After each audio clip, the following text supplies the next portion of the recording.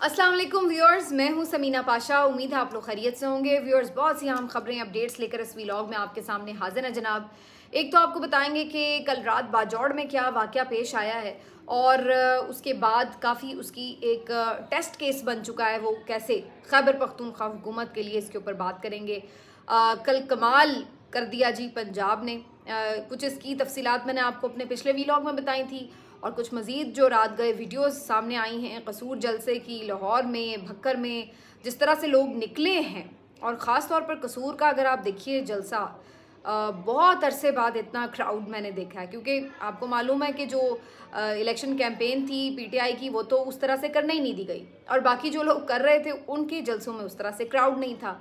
तो बड़े अरसे बाद मैंने इस तरह का ये बड़ा जलसा देखा और इस जलसे के हवाले से फिर बाद में क्या सबको पेट में मरोड़ तो उठने थे, तो फ़िक्र लाहक हो गई पीएमएलएन और इंतज़ामिया और उनके बड़ों को, छोटों को, सबको। और फिर उसके बाद उन्होंने क्या इंतज़ामात किए हैं ज़िमनी इंतखाबात को सबूताज करने के लिए, तो इसके ऊपर थोड़ी सी चीज़ें आपके साथ शेयर करूँगी। इसके बाद जनाब आपको बताएंगे कि आज कल बल्कि ये वाक़या पेश आया बैरिस्टर गौहर साहब के साथ भी। एक दफ़ा फिर किसी ने उनकी पप्पियाँ ले ली हैं और क्या उसकी वजह बनी है आपके साथ शेयर करेंगे। आज के व्लॉग में काफ़ी कुछ है जी। आपसे रिक्वेस्ट है कि चैनल को सब्सक्राइब कर लें अगर अभी तक सब्सक्राइब नहीं किया। ज़्यादातर आज का व्लॉग सारा पॉलिटिकल है, लेकिन एक बड़ी इंपॉर्टेंट अपडेट है वो मैं आपको ज़रूर दे दूं कि बुशरा बीबी साहिबा के अशिफा अस्पताल में जो टेस्ट हैं वो हो गए हैं। ब्लड टेस्ट भी उनके ले लिए गए हैं, एंडोस्कोपी भी उनकी की गई है। और इसमें बेसिकली आपको पता है कि कोर्ट का ऑर्डर था और बार बार इसके ऊपर एम्फसाइज़ किया। इमरान खान साहब ने खुद बराह रास्त जज साहब से इस पर बात की थी और जज साहब का ये ऑर्डर था जिसके ऊपर फाइनली अमल दरामद हो गया है। और आज शिफा हॉस्पिटल में बुशरा बीबी साहिबा को ले जाया गया। फिर वहाँ पर उनका जब कंप्लीट चेकअप हुआ तो इस दौरान उनके वकील भी वहाँ मौजूद थे। इसके साथ साथ डॉक्टर आसिम साहब जो कि शौकत खानम अस्पताल के मेंबर हैं और साथ साथ वो ज़ाती मालिज भी हैं इमरान खान साहब के भी, बुशरा बीबी साहिबा के भी। तो उनकी मौजूदगी में ये डिमांड की गई थी कि ये सारे टेस्ट होने चाहिए, तो उनकी मौजूदगी में ही उनका कंप्लीट चेकअप हुआ है। अब असल मामला क्या है? असल मामला है रिपोर्ट्स का, कि जो चेकअप हुआ है उसी तरह रिपोर्ट्स भी आनी चाहिए, क्योंकि पीटीआई खदशा जाहिर कर रही है कि रिपोर्ट्स में कोई रद्दोबदल भी किया जा सकता है।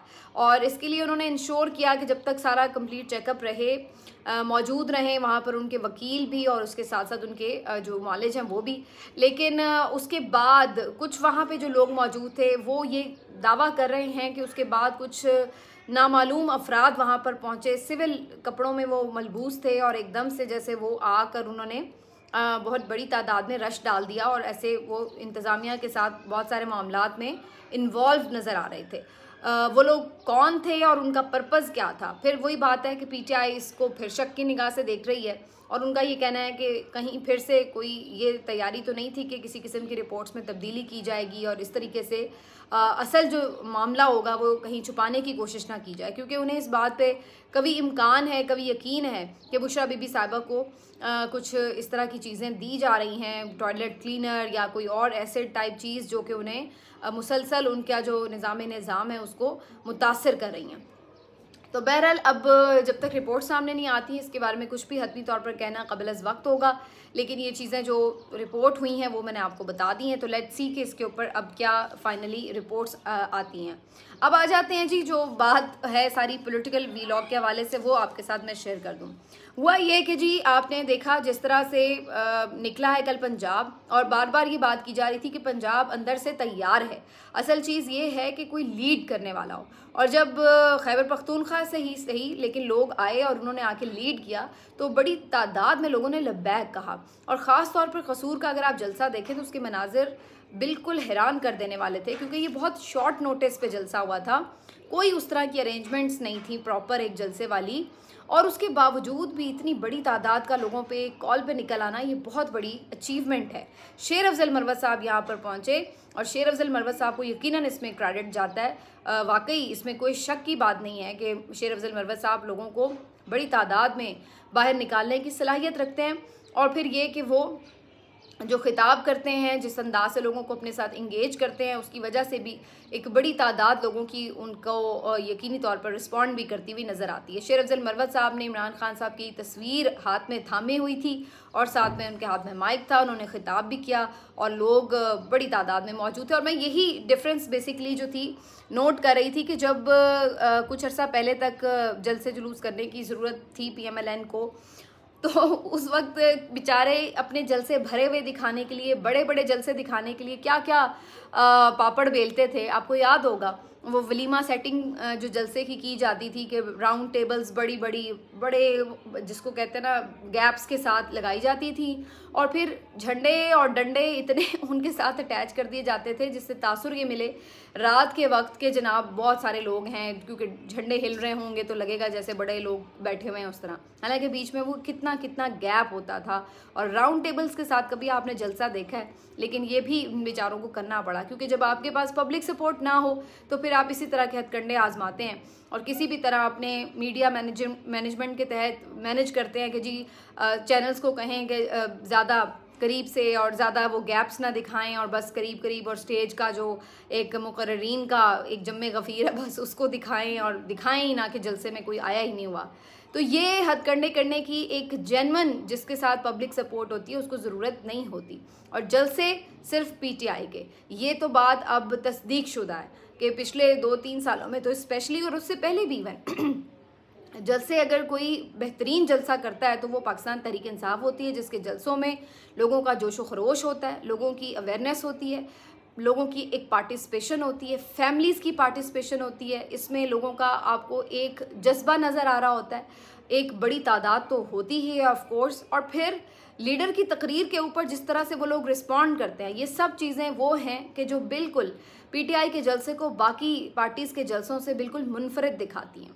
तो बाज़ औक़ात ये लोग क्राउड थोड़ा बहुत इकट्ठा कर लेते हैं, कोई भर भर के बसें ले आएँ या कोई लोगों को पैसे बांट दें, कोई राशन दे दें, कोई बिरयानी खिला दें, कुछ ना कुछ दे दें, लेकिन उसमें फिर होता यह है कि वो आपके पास सामने एक झमगट्टा तो होता है लेकिन उसके अंदर वो जज्बा नहीं होता जो कि हमें PTI के जलसों में नज़र आ रहा होता है, क्योंकि वो जो आए हैं उन्हें पता है वो क्यों आए हैं। वो कोई बिरयानी के पीछे नहीं आए हुए थे, कल जो आए हुए थे वो अपने कप्तान के लिए आए हुए थे, वो शेर अफजल मरवत के लिए भी नहीं आए हुए थे, वो सिर्फ इमरान खान के लिए आए हुए थे। और ये बात अब एक बिल्कुल मेरा ख्याल है सबसे बड़ी हकीकत है इस वक्त पाकिस्तान की, कि जो पाकिस्तान की पब्लिक है वो इमरान खान की दीवानी है और लोग उसके साथ धड़कते हैं, उनके दिल, और वो उनके दिलों में बसता है।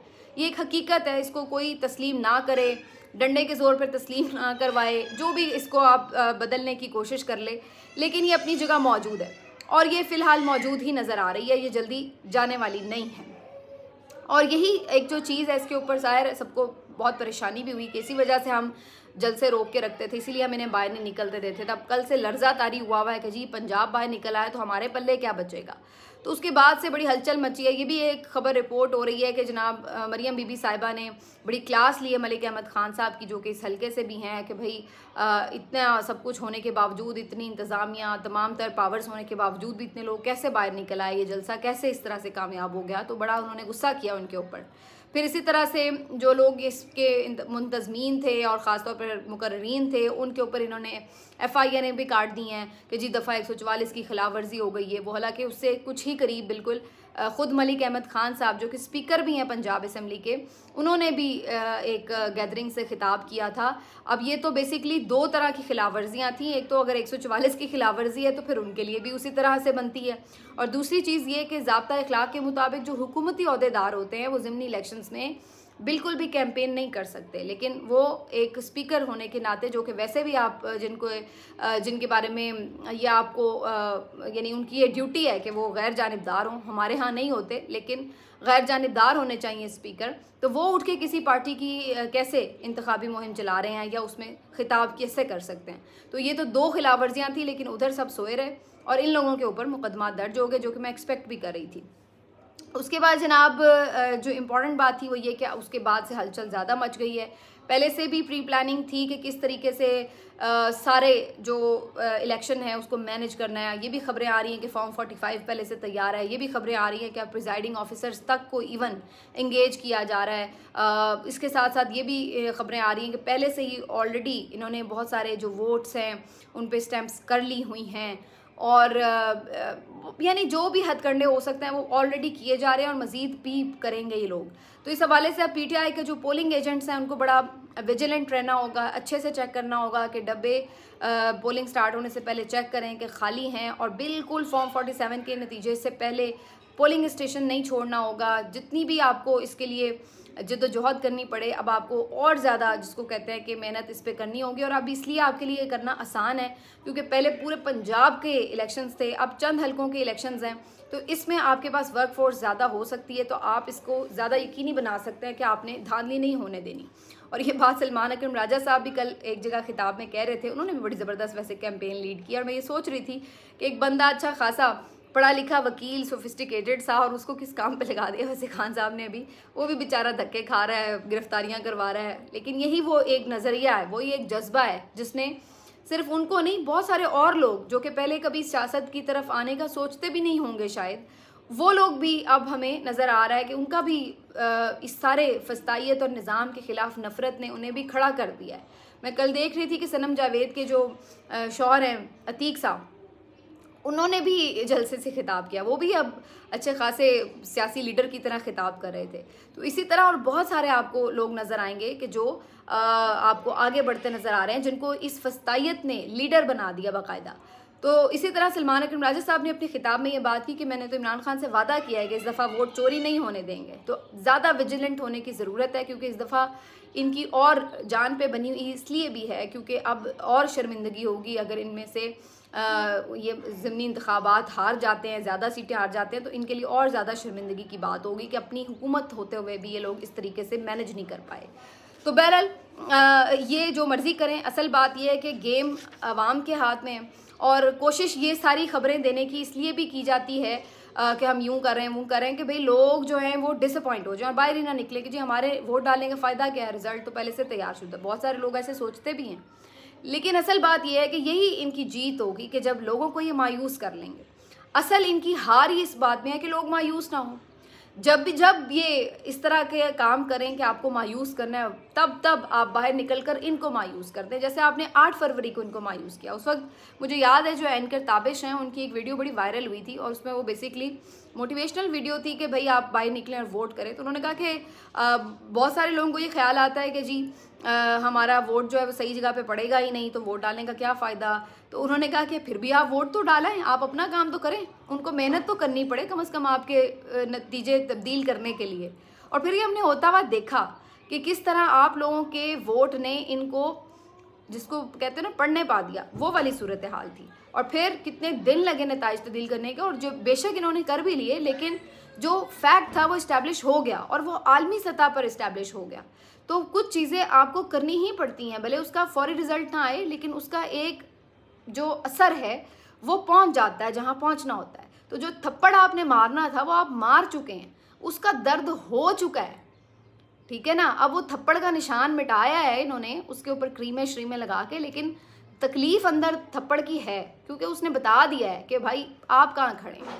तो ये थप्पड़ आपने एक दफ़ा फिर मारना है और ज़ोरदार मारना है ताकि उन्हें पता लगे कि असल में इस पाकिस्तान के वारिस आप लोग हैं और आप लोगों ने अपनी मर्ज़ी से फ़ैसला करना है, चाहे दूसरे जो मर्ज़ी फ़ैसले करें। तो अब आपने ये थप्पड़ और भी ज़्यादा ज़ोर से मारना है।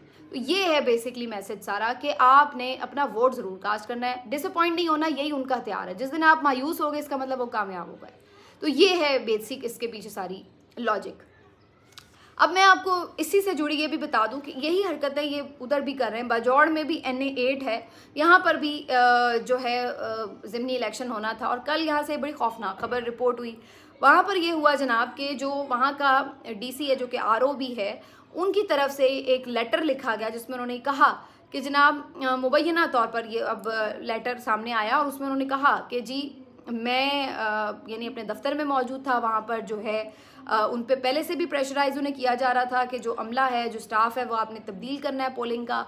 और उसके बाद जब उन्होंने इस पर ज़ाहिर मना किया या रेजिस्ट किया तो उसके बाद वहाँ पर उनका ये कहना है कि खुफिया एजेंसी के एहलकार आए, उन्होंने आकर बाकायदा उनको हरासा किया और फिर जो वहाँ पे स्टाफ मौजूद था उसको मारा पीटा भी, बंदूक तक तान ली और ये सब हरकतें इन्होंने की और बहुत इनको डराया धमकाया इस बात के लिए मजबूर करने के लिए कि यहाँ से स्टाफ आपने चेंज करना है पोलिंग का। मकसद यही बाहर नज़र आता है कि जो ऑलरेडी सेट स्टाफ है कि जिसके साथ बातचीत तय हुई हो कि भाई आपने ये रिज़ल्ट में चेंजेस करने हैं, उन्हीं को लगाया जाए। तो जब ऐसा करने से उन्होंने इनकार किया तो उनको उसके ऊपर दबाव का सामना करना पड़ा। अब ये अगेन तकरीबन बहावल नगर से मिलता जुलता वाक़या लगता है कि जहाँ पर किस तरीके से फ़ौजियों ने आके पुलिस वालों की पिटाई की, यहाँ पर वो कह रहे हैं कि जो एजेंसियों के एहलकार हैं वो आए और उन्होंने आके डीसी की पिटाई करने की कोशिश की और जो उनका स्टाफ है उसको मारा पीटा। फिर उन्होंने ये ख़त भी लिखा और उन्होंने साथ ही एहतजाज भी किया बाहर निकल कर जुम्मे की नमाज के बाद, और उसके बाद उन्होंने ये भी कहा कि हम फिर बॉयकॉट कर रहे हैं, हम ये ऐसा इलेक्शन कराते ही नहीं, हम मौजूद ही नहीं हैं, हम यहाँ पे कोई इलेक्शन नहीं कराएंगे अगर इस तरीके से आपने हमसे बिहेव करना है। तो ये जब सारी चीज़ खबर सामने आई तो अब ये खैबर पख्तूनख्वा हुकूमत के लिए भी एक टेस्ट केस बन गया। किस तरह कि यही खैबर पख्तूनख्वा हुकूमत, यही पीटीआई वाले, यही बहुत सारे और सहाफ़ी भी इस बात के ऊपर तनकीद करते रहे हैं पंजाब हुकूमत के ऊपर कि जनाब आपके हुकूमत के जो लोग हैं, जो आपके अंडर आता है महकमा पुलिस का, उसके साथ आके फ़ौजियों ने ये किया है कि उनको उनके थाने में घुस के मारा है और ठीक ठाक मारा है। तो आपने उनके खिलाफ क्या कार्रवाई की? आपने कार्रवाई क्या करनी थी? आप तो उनके पाँव में पड़ गए और सुलह सफाई कराने की कोशिश करते रहे। तो ये ताने जो कल ये लोग इनको मार रहे थे, अब आज ये ताने इनके अपने सामने खड़े हैं और अब इनको ये प्रूफ करना होगा कि ये फिर उन एहलकारों के खिलाफ क्या कार्रवाई करते हैं। क्या इनमें इतना दम है कि ये फिर खुफिया एजेंसी के एहलकारों के खिलाफ कार्रवाई करें जिन्होंने आकर डीसी के ऑफिस में यहाँ पे गुंडागर्दी की? तो ये अब इसके ऊपर जाहिर है खुद केपी हुकूमत के लिए भी इतना आसान तो नहीं होगा ये मामला। अब उन्होंने नोटिस ले लिया है, बहरहाल उन्होंने कहा है कि हम इसको बिल्कुल टॉलरेट नहीं करेंगे और इसके हम ऊपर नोटिस भी ले रहे हैं और इसके ऊपर आप कार्रवाई होते देखेंगे। लेकिन ये तो अभी खबर है, जब करेंगे तो फिर हमें पता लगेगा कि वाकई इनमें भी कोई दमखम है या नहीं है। तो ये वाक़या जो बाजौड़ का है ये तो सामने आ गया और मुख्तलिफ हलकों में क्या क्या कुछ हो रहा है ये तो ज़रूरी नहीं कि हर कोई आके इस तरह से रिपोर्ट भी कर दे। ज़ाहिर है लोगों को भी अपने बाल बच्चे प्यारे होते हैं। तो ये वाली सूरत हाल है। इसके अलावा इन्होंने क्या हरकत की है? इसके अलावा इन्होंने ये हरकत की है कि पंजाब के जो तमाम 13 अजला हैं जहाँ पे ज़िमनी इलेक्शन होने जा रहा है, वहाँ पर कल के लिए मोबाइल फ़ोन सर्विस और इंटरनेट सर्विस कम्प्लीटली बंद करने की तजवीज़ दे दी है, जिसको मेरा ख्याल मान भी लिया गया और कहा यह जा रहा है कि जी सिक्योरिटी खदशात के पेश नज़र ये फ़ोन बंद किया जा रहा है। बिल्कुल 8 फरवरी का रिपीट टेलीकास्ट बनाया गया कि वहाँ पर भी उस दिन भी यही इन्होंने हरकत की थी, मोबाइल फ़ोन बंद किए, इंटरनेट बंद की। वजह 2 वजूहात थी। एक तो इसका मकसद ये था कि लोगों का आपस में रब्ता ना हो सके और बड़ी तादाद में लोग बाहर आकर वोट ना कर सकें। दूसरा जो इसकी एक बड़ी वजह थी वो ये थी कि जो इन्होंने बाद में धांधली करनी थी, रिजल्ट तब्दील करने थे, उसके ऊपर लोग एक दूसरे से रब्ता करके बता ना सकें और फिर उसके ऊपर कोई कलेक्टिव एक कोई बड़ा प्रोटेस्ट लॉन्च करने में भी मुश्किल हो जाए। जब रब्ते मुश्किल हो जाते हैं तो फिर आप इस तरह कोई भी मैसेज कन्वे करना, क्योंकि मीडिया तो कम्प्लीटली आपके कंट्रोल में, वहाँ तो नहीं आपको मैसेज इस तरह का दे सकते, तो सोशल मीडिया के थ्रू ही हो रहा था। उसका तरीका ये कि इंटरनेट ही बंद कर दो, ना इंटरनेट होगा और ना ही लोग सोशल मीडिया के थ्रू जान सकेंगे कि हो क्या रहा है। तो ये वही फार्मूला अपना अप्लाई किया इन्होंने और यहाँ पे फिर इन्होंने यही कोशिश की। लेकिन अगैन बात वही है, जब आप जिस हलके के हैं आप वहाँ जाते हैं, पोलिंग स्टेशन पे जाके वोट डालते हैं, तो एक तो पोलिंग एजेंट बहुत विजिलेंट रहें और दूसरा आप वहाँ पर बैठ जाएं जब तक कि आपको नतीजा ना मिले। फॉर्म 47 का नतीजा मिले तो आप उठें। ये वही हरकत है जो शेर अफजल मरवा साहब ने की थी, आपको याद होगा। उनका नतीजा नहीं दे रहे थे, वो लश्कर लेके वहाँ बैठे रहे कि 2 नतीजा और फिर देना पड़ा। तो यही जो चीज़ है, क्योंकि ये तो आपको इस्टेब्लिश हो चुका है कि ये आप इलेक्शन कमीशन में जाएँ, आप इलेक्शन ट्रिब्यूनल्स में जाएँ, कहीं से कुछ नहीं मिलना। जो मिलना है आपको वो इसी तरह ही मिलना है कि इकट्ठे होकर बैठ जाएं वहाँ पे जब तक कि नतीजा ना मिले। तो उसके लिए आपको कोई ज़रूरत नहीं है कि कोई आपने कोऑर्डिनेशन करनी है, कुछ करना है, लेकिन अपना हक ले लें। ये हो गया। तीसरी जो चीज़ है वो ये है कि जो मैं बात इससे पहले करी थी वो मैं थोड़ा सा ज़रूर बता दूँ कि बैरिस्टर गौहर साहब जो हैं वो कल एमएल वली खान साहब से मुलाकात उनकी हुई राहदारी में ही चलते हुए सीढ़ियों के ऊपर, और वो उनसे बात में मसरूफ़ थे और एकदम एक शख्स पास आया और उसने आके बैरिस्टर गौहर साहब से हाथ मिलाया और उसके बाद उनके बोसे लिए, उनकी आंखें चूमी और उन्होंने कहा कि मेरे लिए ये वैसे बड़ा हैरत अंगेज़ था, क्योंकि मैंने इस तरह की मोहब्बत अपनी लाइफ में नहीं देखी कि कोई सियासी लीडर, किसी भी तरह का सियासी लीडर, किसी भी दौर का, वो इस तरह मकबूल है। वो शख्स बैरिस्टर गौहर से इसलिए प्यार कर रहा है, उसकी आंखें इसलिए चूम रहा है, कहता तुम कितने खुशकिस्मत हो कि तुम खान को बार बार देखते हो। अंदाज़ा लगाएं आप, मोहब्बत का अंदाज़ा लगाएं कि वो बैरिस्टर गौहर की आंखें चूम रहा है कि तुम खान को इन आँखों से देखते हो, कितने खुशकिस्मत हो। और वो इन आँखों को ही चूम रहा है कि जो खान को देखने में कामयाब हो जाती हैं, क्योंकि अभी इस वक्त तो किसी को खान की दीद दस्तयाब नहीं है उस तरह से।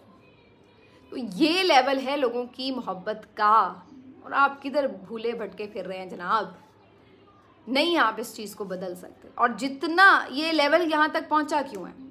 पहुँचा इसलिए कि जितना आपने लोगों को उससे दूर करने की कोशिश की, उतना लोग उसके साथ जुड़ते चले गए। और ये कल कसूर ने भी यही साबित किया। कल लाहौर में भी जो उमर अयूब साहब का जलसा था बेहतरीन था। इसी तरह जो जरताज गुल साहिबा ने भक्कर में क्राउड के साथ खिताब किया, बेहतरीन।